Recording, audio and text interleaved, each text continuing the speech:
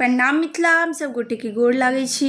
आओ हम एकटा बहुत सुंदर गणेश भगवान के गीत लऽ के एलहुँ हँ। आशा करै छी अहाँ सबके नीक लागत, तो लाइक कमेंट शेयर करब और कमेंट में बताएब केहन लागल। तो और सुनू।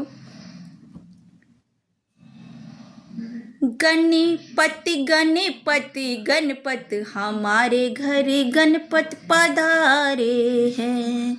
गणपति गणपति गणपति हमारे घरे गणपति पधारे हैं। गंगा जल से चरण धुलाऊं, मल मल के बप्पा तुम्हें नहलाऊं। गंगा जल से चरण धुलाऊं, मल मल के बप्पा तुम्हें नहलाऊं। पीला पीताम्बर पहनाऊं, हमारे घर गणपति पधारे हैं। पीला पीताम्बर पहनाऊं, हमारे घर गणपति पधारे हैं। गणपति गणपति गणपति हमारे घर गणपति पधारे हैं।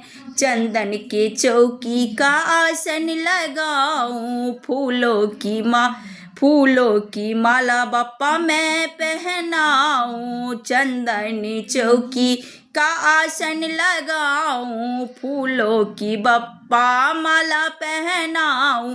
लड्डू का भोग लगाऊं, हमारे घरे गणपति पधारे हैं। लड्डू का भोग लगाऊं, हमारे घरे गणपति पधारे हैं। गणपति गणपति गणपति हमारे घरे गणपति पधारे हैं।